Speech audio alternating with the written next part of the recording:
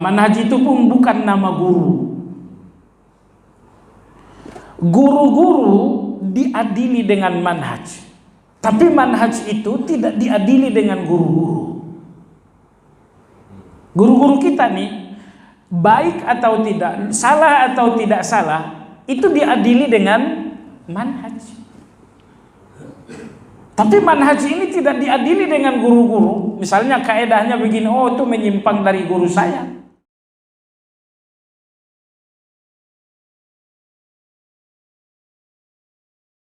Menggali dalil sesuai dengan kaedah.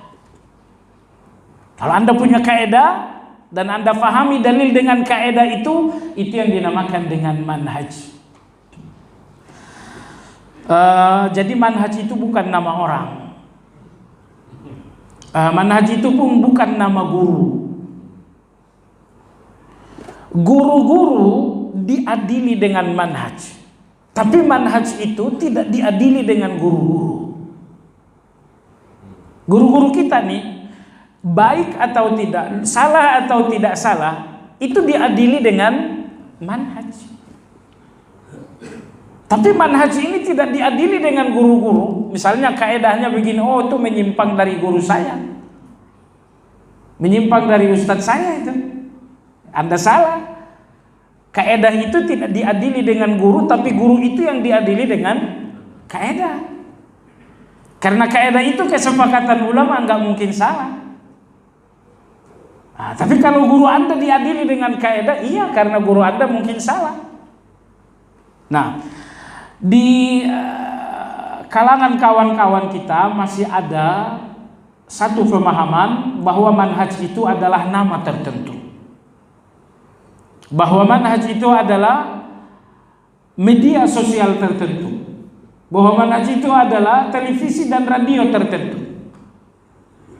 Ingat jemaah sekalian yang saya hormati, ini pola-pola pandang orang-orang yang fanatisme. Fanatisme yang bahasa kontemporer saya dengar disebut dengan hizbiyah. Hizbiyah itu adalah fanatisme. Kalau dulu istilahnya adalah ta'assub, lalu belakangan diistilahkan orang dengan hizbiyah.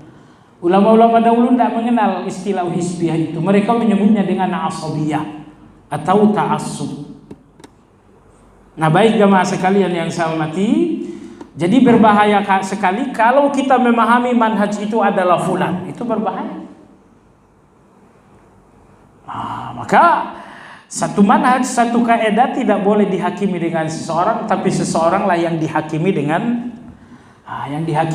kaedah ataupun dengan manhaj. Alhamdulillah jemaah sekalian, kebenaran ini tidak bergantung kepada siapapun, karena kebenaran ini Allah yang punya. Antum lihat, terganggukah Islam ini dengan wafatnya Rasulullah? Rasulullah SAW wafat, Islam ini tetap tersisa.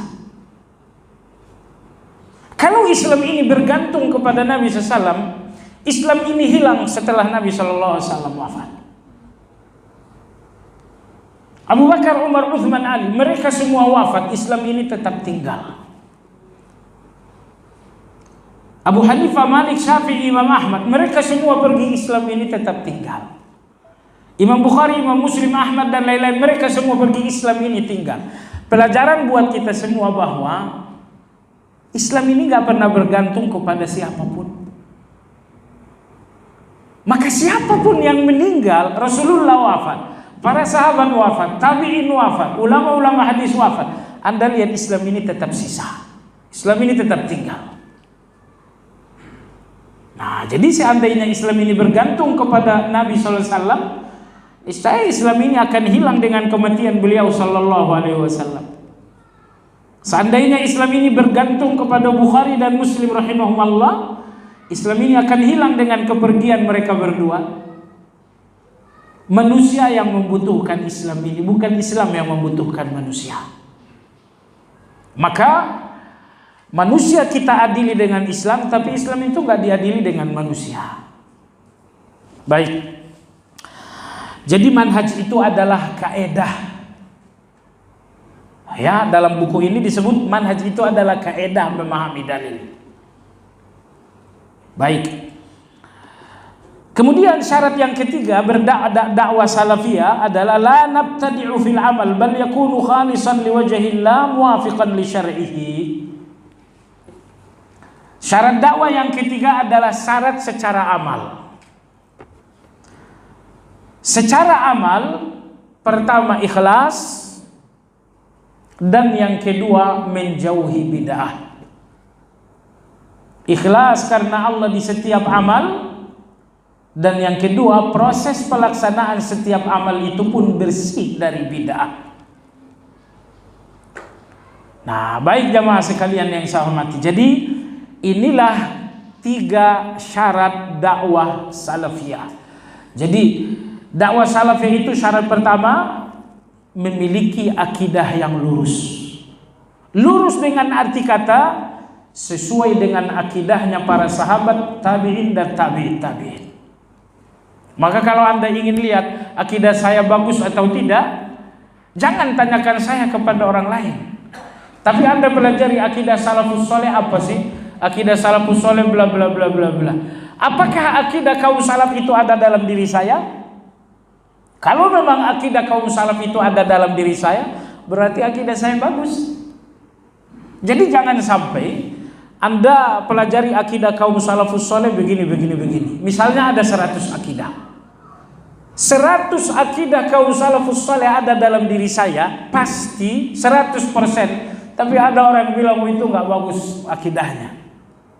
Cuma sekalian yang saya hormati, kalau Anda ingin mengetahui akidah seseorang, fahamilah akidah itu baik-baik. Kalau akidah yang lurus itu ada dalam diri seseorang, berarti dia berakidah lurus.